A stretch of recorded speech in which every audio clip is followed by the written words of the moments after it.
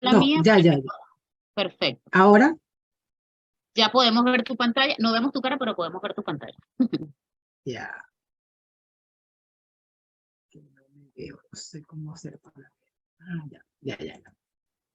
Ahora sí, Bueno, hola a perfecto. todos. Ahora sí, gracias, Perfecto. gracias. Honorada, honor siento yo de estar aquí con ustedes esta tarde. Muy complacida, hay mucha gente conectada de todas partes. Bienvenidos, espero les guste. Vamos a hablar sobre el ultrasonido mamario, que es un arte y por eso le puse este nombre. Realmente no es algo tan fácil, muchas veces lo queremos ver así y no lo es. Y agradecida contigo, Exaida, y con todos A los ti. residentes del Hospital Militar. Y bueno, esperamos volvernos a seguir viendo, así Así es. sea a la distancia, por este medio. Bienvenida. Muchas gracias.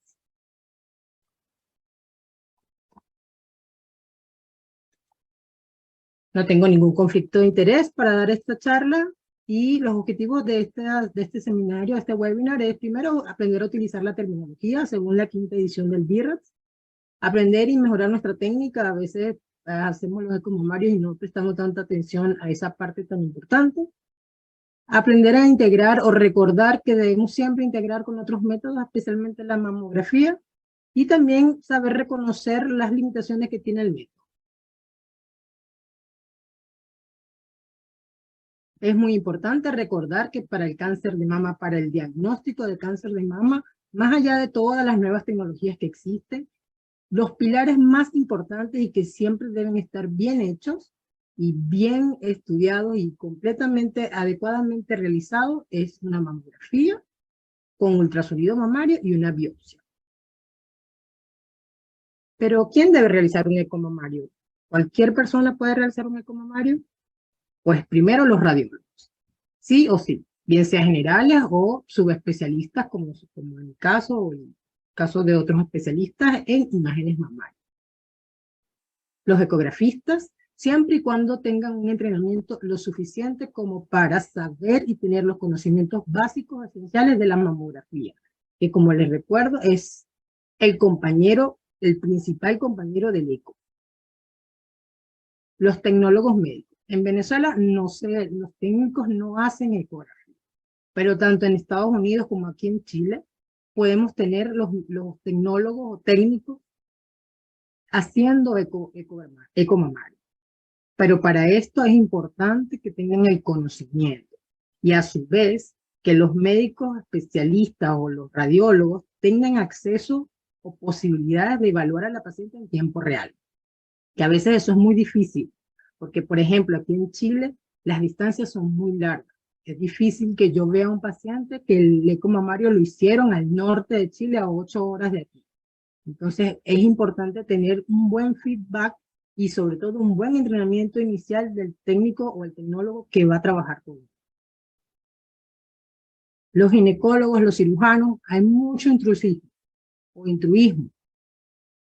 Yo siempre digo, yo no opero, yo no hago psicología, no receto medicamentos. Entonces también debemos dejar de lado lo que no nos compete, porque a la hora de la legalidad es muy probable que usted no tenga cómo defenderse si usted es ginecólogo, si es cirujano y no tiene ningún aval de saber de imagen. Yo sé que eso a veces no lo toman o lo menosprecian, pero eso es importante de tener en cuenta a la hora de realizar exámenes. El ultrasonido mamario tiene sus indicaciones y las dos grandes, las principales, el screening versus el diagnóstico. Realmente utilizar la palabra screening en ultrasonido mamario es difícil, pues no da cabida a eso, ya que para que un estudio sea de screening debe tener como un norte. Por ejemplo, la mamografía se aplica a ciertas mujeres después de cierta edad. ¿Por qué? Porque buscamos una patología en específico. ¿Qué pasa con el ultrasonido mamario? Que no cumple con esos criterios. Entonces no entra en una categoría de screening. Sin embargo, forma parte del screening. Es difícil de comprender, pero es que no es que sea screening, sino que él es un complemento. Él acompaña a la principal del screening, que es la mamografía o la resonancia magnética. Hay otros casos especiales en donde no necesitamos de estos estudios para hacer ultrasonido mamario, que es lo que llamamos así. Son las pacientes jóvenes menores de 40 años, una paciente que está en lactancia, que tiene síntomas o signos, esos son pacientes que pueden hacerse un ultrasonido mamario. Las pacientes en embarazo, que eso es relativo, porque hoy en día no existe evidencia suficiente como para limitarle la realización de una mamografía aún estando en estado de embarazo. Entonces, eso también es relativo. Sí o sí, complementos de mamografía en la mama densa, complementos de la resonancia mamaria cuando ésta tiene algún hallazgo, evaluar los implantes mamarios como método para guía de procedimientos intervencionistas y sí o sí la evaluación del axis. La sensibilidad y la especificidad del ultrasonido es variable, pero siempre es alta, mayor del 80%. Pero esto va a depender también del operador y del equipo en sí que estamos trabajando. Entonces, no es igual tal vez esta fotografía que esta fotografía. Entonces, es muy importante que tengamos los requerimientos mínimos esenciales para poder obtener imágenes de calidad y poder tener una buena interpretación de las mismas. Pero para eso también hay que tener el entrenamiento. Lo importante, el equipo de ultrasonido tiene que ser un equipo de alta resolución, con un transductor lineal que por lo menos sea mayor a 10. Y hoy en día se habla mínimo 12 MHz. La técnica ecográfica es algo dinámico. Por eso se habla de ultrasonido en tiempo real. Porque cuando vemos las fotografías son un reflejo de eso que vimos en tiempo real. Y tratamos de que esa fotografía demuestre lo que nosotros vimos en el momento en que estuvimos evaluando a la paciente. Entonces es algo variable. Así como el doctor Spock, pues nosotros tenemos que estar dándole esos botones, cambiando, porque en una misma paciente podemos no tener la misma técnica para darle los cuadrantes externos que los internos. Entonces es importante saber qué es el modo B, que tenemos que tener por lo menos 2 focos, es lo mínimo indispensable. Entender que mientras mayor foco, más se van a poner en juego otras cosas. Tengo más foco, entonces tengo menos velocidad. Tengo mayor resolución, pero menos velocidad, se vuelve más lenta la imagen. ¿Okay? La profundidad no es igual tener una mama que tiene un grosor de 2 centímetros a una mama que tiene un grosor de 15 o de 10 centímetros. Las ganancias en el rango dinámico, también eso va a variar y eso lo vamos a ir ajustando a medida que va avanzando el examen. El aprender a utilizar los armónicos, el uso del Doppler color o el Doppler power o el espectral, el uso de métodos más recientes, software más recientes como la elastografía, o utilizar métodos como el convexo virtual, la panorámica o el barrido extendido, también son útiles de usar. También hay que recordar que existen nuevas tecnologías como los ultrasonidos automatizados, que son buenísimos, son excelentes. Esto abarcaría mucho mejor el screening, pero no es real. O sea, no es real porque no está masificado. Es difícil cuando no hay acceso a esta tecnología. Entonces, es bueno conocerlas, pero no pensar que como ya existen, ya no tengo que hacer un eco o no me tengo que seguir formando en hacer un buen eco. Entonces también tenemos que, es esencial, como cualquier método de imagen, pues la anatomía ecográfica, lo que es normal, qué estoy viendo, la piel, la grasa, cómo se ve el tejido fibroglandular, qué estoy viendo en el tejido fibroglandular, voy a ver los trayectos ductales, incluso puedo llegar a ver la unidad ductal y podemos evaluar las cadenas linfáticas, generalmente nivel 1, nivel 2. Entonces vamos a reconocer en la ecografía la piel, el subcutáneo, el tejido mamario, en este caso vemos que son diferentes pacientes, ¿okay? Tenemos una paciente que es más grasa, otra que es más tejido mamario, fibroso. Tenemos el espacio retromamario, fíjense que en esta paciente es más difícil, es menor el tejido mamario, también el grosor puede ser diferente. Aquí vamos a variar la técnica, vamos a variar la posición de los focos. Y por último, más profundamente, vamos a ver el pectoral y vamos a ver los arcos costales, e incluso podemos llegar a ver la pleura. La técnica ecográfica también pasa por tener un adecuado posicionamiento. En general, vamos a colocar a la paciente en decúbito supino. Pero esto puede ser variable, porque hay mamas que son muy grandes, y en esta posición tienden a quedar solapándose los cuadrantes más profundos, los más externos. Entonces hay que lateralizar un poco a la paciente para buscar un menor grosor de la mama y poder trabajar y ver la profundidad de la mama. Entonces también cuando utilizamos el transductor, que la compresión no sea tan fuerte que pueda ocultarnos las pequeñas alteraciones. Entonces es como dar pinceladas. Uno va pasando el transductor con compresiones variables y tomar en cuenta siempre el tamaño de la mama. Eso hace que la técnica sea un poco más fácil o más difícil. En general, las recomendaciones siempre son hacer barridos en 2 sentidos. A mí me gusta hacerlo en sentido horizontal, el primer barrido, y posteriormente sentidos radiales. Pero pueden ser barridos longitudinales y siempre sí o sí en sentidos radiales. Y siempre tratamos de abarcar tanto la región más infraclavicular, la línea media, la línea axilar anterior y el inframamar, que son las zonas ciegas de la mamografía. La terminología BIRADS es importante porque eso es lo que unifica nuestros criterios, unifica nuestro lenguaje. Lo que se llame nódulo se va a llamar nódulo en China, en Estados Unidos, en España, en todas partes.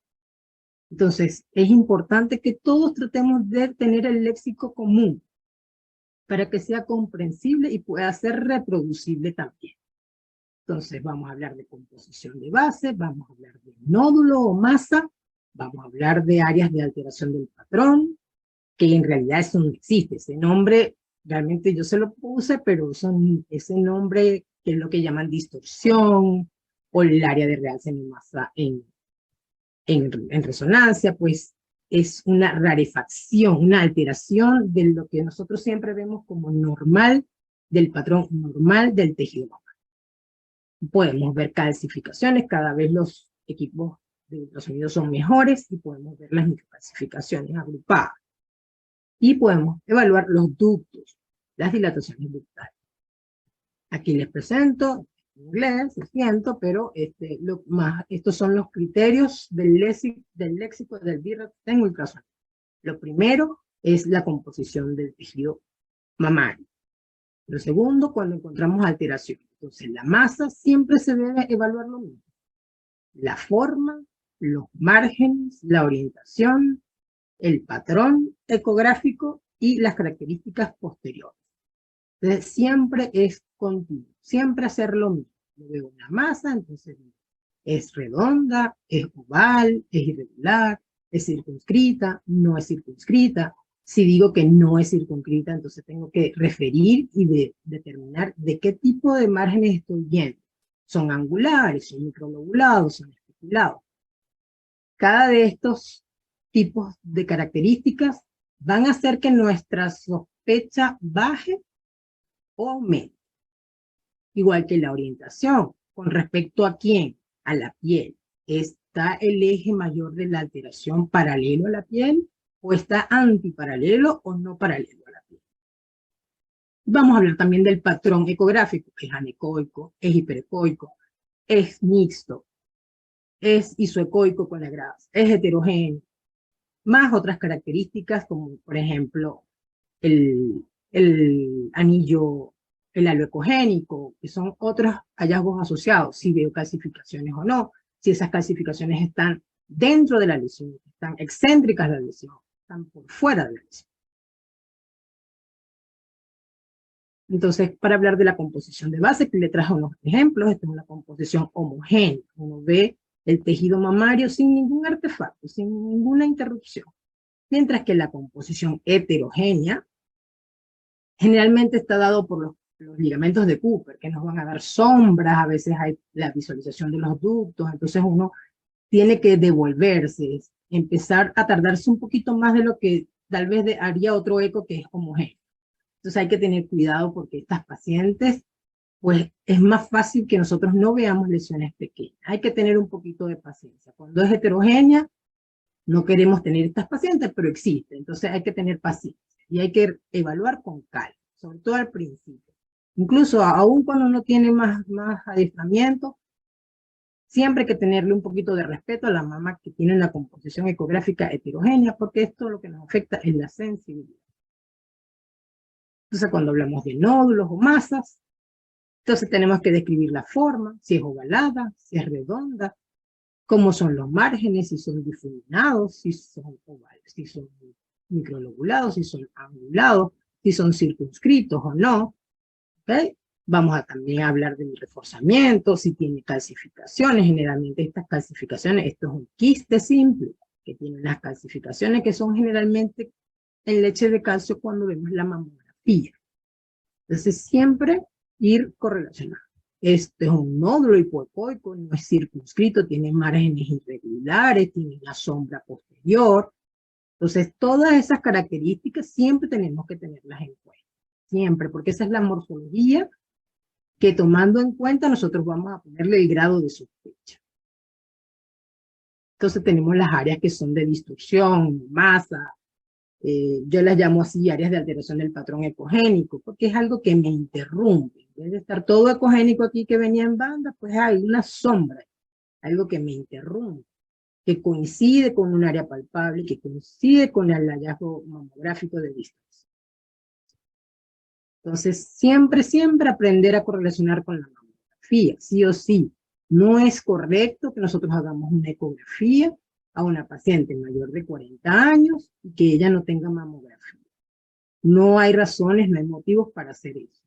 Y cuando hacemos nuestro informe, también debemos decir, cuento con la mamografía. En la mamografía no hay hallazgos de sospecha. En la mamografía hay tal cosa.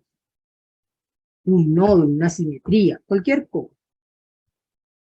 En este caso, les presento un caso a una paciente que tiene una mama que es más o menos adiposa, moderadamente fibroglandular, pero tiene una simetría que mejor se ve en la craneocaudal.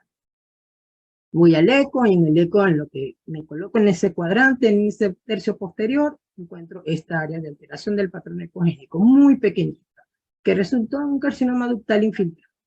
Entonces, estas son las lesiones que yo quiero que aprendan a buscar y a ver. Porque las grandes van a estar allí y las vamos a poder ver fácilmente. Pero estas pequeñas son las que son más valiosas, porque cambian el pronóstico de la paciente. Aprender a correlacionar. Si yo hago este eco mamario sin ver la mamografía, esto puede ser de preocupación.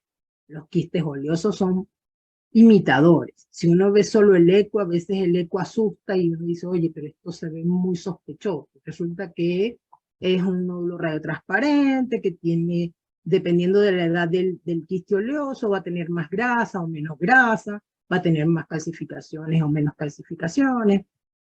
Entonces uno tiene que aprender a correlacionar.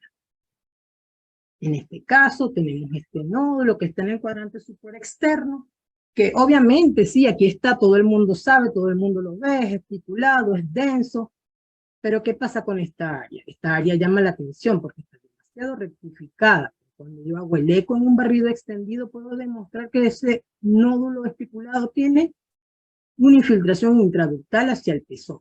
Entonces aquí ya yo le estoy dando más información de lo que se ve. Estoy dando un paso más adelante para el médico, para el mastólogo.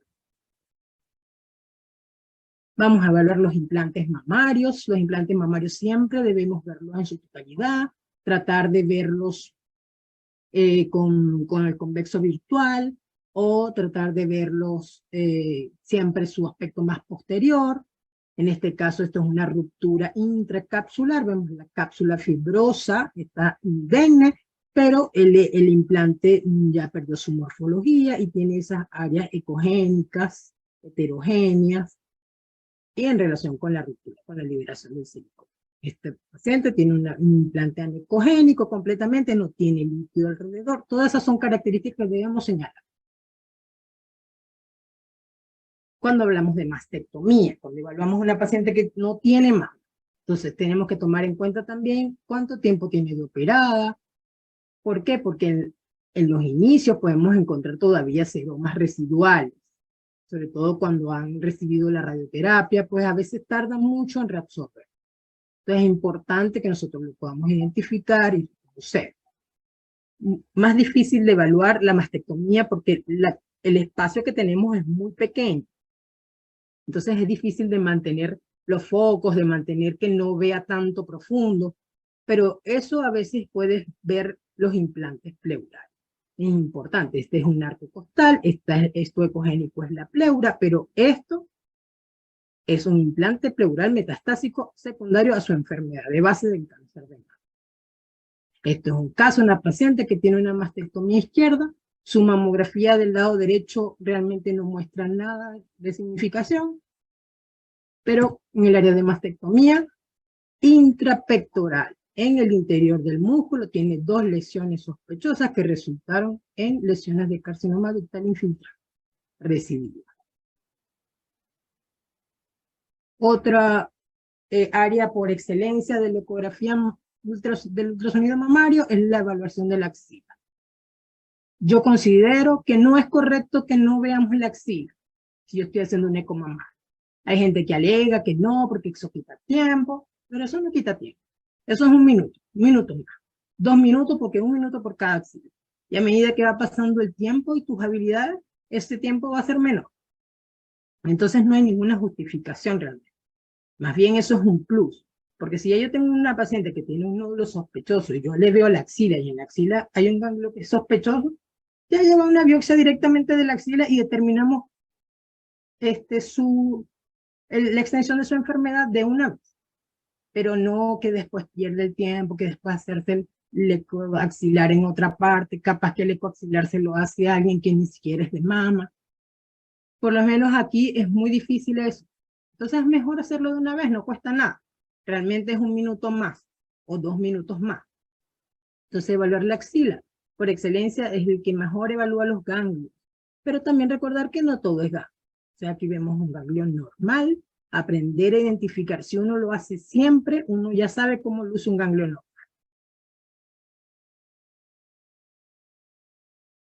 Entonces también recordar que no todo es ganglio. En este caso es tejido fibroglandular en relación con tejido supernumerario que incluso tiene un pezón secundario. Es una mama que tiene la axila. Entonces vemos ganglios, podemos ver ganglios totalmente anecogénicos con pérdida del hilio, que es sospechoso de ser secundario, como este que aunque tiene hilio, tiene un engrosamiento de la corteza, aunque es difusa, es sospechosa porque tiene una lesión en la mama. Entonces, siempre recordar eso. También el contexto clínico de la paciente. Ahora con el COVID, cuando empezaron a vacunar contra el COVID, resulta que el COVID daba adenopatías, da adenopatía, la vacuna da adenopatía. Entonces se volvió como un boom. Todo el mundo empezó a hacer la alerta. Cuidado que las adenopatías del anti-COVID a veces son tortuosas, son así, totalmente hipoecoicas, otras veces no. Pero entonces es variable, tomar en cuenta eso, cuándo la voy a reevaluar, dándole chance, cuánto tiempo después de la vacuna todavía puedo estar viendo estos ganglios. Entonces todas esas son situaciones que uno tiene que tener en consideración. Siempre pensar en la clínica. En este caso, una paciente que tiene un tejido supernumerario y tiene un nódulo en el tejido supernumerario. En el caso del tejido supernumerario, a mí me gusta hacer estas proyecciones que son localizadas en la axila, porque así como hay tejido mamario, hay lesiones benignas y malignas. En este caso, un quiste simple, veamos el tejido mamario está aquí adelante, este es tejido mamario, profundo está el quiste, profundo está el nódulo, perdón. Entonces, tal cual. Como yo lo veo en mamografía, lo voy a ver en ecografía. La misma anatomía. Tengo la piel, tengo la grasa, tengo el tejido. Tengo la piel, tengo la grasa, que casi no se ve aquí. Tengo el tejido, tengo el nódulo, tengo el nódulo.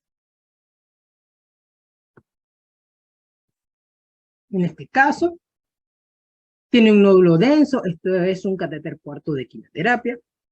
Le hacemos una proyección focalizada. Sí, tiene un nódulo denso allí, que en ecografía está en relación con él.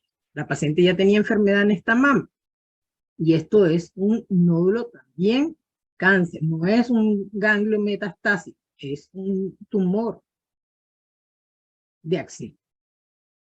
Entonces también nos va a servir para guiarnos en procedimientos intervencionistas, como las biopsias core, esencialmente. También colocar clips en las lesiones que van a ir a quimioterapia neoadyuvante y colocar marcadores prequirúrgicos, preoperatorios, como las agujas tipo copa. En este caso le voy a poner el videíto, colocación de un clip, como va quedando el clip en el centro de la alteración. En este caso está la aguja en todo el centro de la lesión. Este es un corte antirradial, antiparalelo a la aguja la estoy viendo transversalmente y longitudinalmente. ¿Okay? Siempre dentro de la lesión.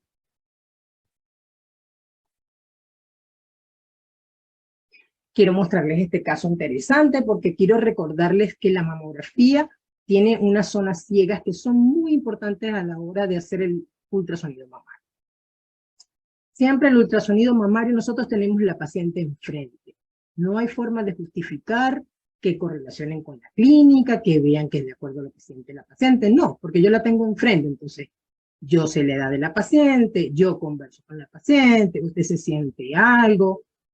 Siempre hay que ir más allá, porque no es ahí tomar fotos. Nosotros no somos fotógrafos, somos médicos, somos personal de salud entrenado.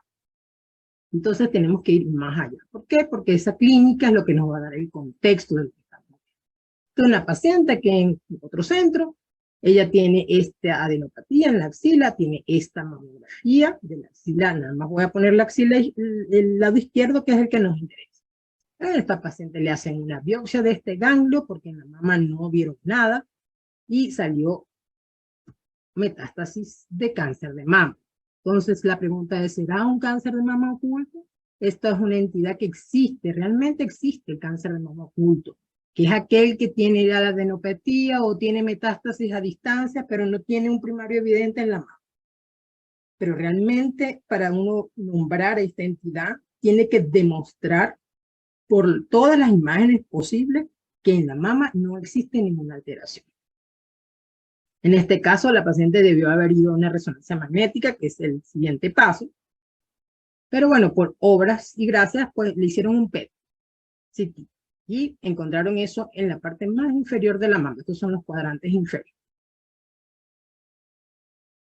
En nuestro hospital, la doctora la evalúa, encuentra el nódulo en el tercio posterior en la hora 5 a 6. Entonces, si ustedes se dan cuenta, aquí le hicimos una mamografía buscando la alteración, tuvieron que sacar mucho más de atrás. Pero si se dan cuenta, está muy centro mamario. Es una lesión muy difícil que puede pasar. Pero puede pasar en mamografía.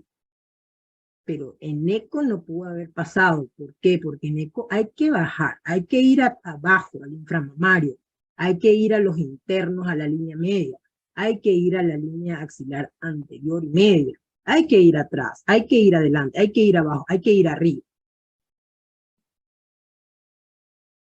Entonces ahí vamos a decir. También tenemos que saber que existen esas que son los pitfalls, que son las caídas, porque nosotros podemos tener de diagnósticos que no son reales, pueden no ser reales. Como por ejemplo el lóbulo de grasa, que es el más común. Esos que a veces se meten como lobulillos de grasa en el medio del tejido fibroglandular ecogénico, imitándonos. Entonces es muy importante aquí la técnica, la maniobra con el transductor con tu mano. Tienes que girar el transductor, demostrar que eso se une con la grasa. En algún momento eso va y se une con la grasa. Si queda la duda, entonces control. Igual a mí me gusta y aprendí a controlar los lobulillos de grasa porque son engañosos. De hecho, a mí me pasó que tuve un paciente que pensé que era un lobulillo de grasa, el lobulito me engañó y cuando lo vi estaba más grande. Resultó ser un carcinoma. Pues no hay que tener miedo, hay que aprender de las cosas que nos pasan. ¿Es un lobulillo de grasa? Estoy segura. Ahora soy más fehaciente, o sea, demuestro, tomo muchas fotos. Hoy en día, gracias a Dios que no hay que estar imprimiendo, en muchos lugares ya no se imprime, todo es en CV, todo es online, pues yo tomo miles de fotos, ya nada me detiene. Entonces, miles de fotos. Si tengo que tomar 10 fotos de cada uno, tomo 10 fotos. No importa si hayan después 200 fotos, no importa. Eso lo va a soportar el PAS. Entonces, tomar fotos que representen lo que yo estoy viendo. Porque, por ejemplo, muchas veces uno ve una lesión y si uno le toma 2 fotitos, ya después uno cuando lo va a dictar, oye, ¿qué fue lo que a mí me pareció esto? Por lo menos yo tengo la memoria corta y cuando ya salgo de la sala ya se me olvidó qué fue lo que le dije a la paciente. Pero cuando veo las imágenes digo, ah, sí, yo hablé con ella de esto y de esto. Entonces uno tiene que saber sus debilidades, conocerse uno mismo y demostrar. Y cuando uno es tecnólogo, que se lo está haciendo a un médico, primero conocer al médico que uno le está haciendo el eco. pero también tratar de representar lo mejor posible eso que tuviste en tiempo real. Porque eso es lo que me va a dar a mí la tranquilidad de saber que tú lo buscaste, que tú hiciste énfasis, que tú giraste el transductor, que tú lo comprimiste. Usaste toda la técnica habida y por haber. Y si aún así me quedan dudas, entonces llamar al paciente y verlo en tiempo real. Otro de los pitfalls, que es lo más frecuente y es lo que yo siempre quiero hacer énfasis en este webinar, es la técnica. ¿Dónde están los focos? ¿Cómo está la profundidad? No es igual tener una mama grande que una mama pequeña.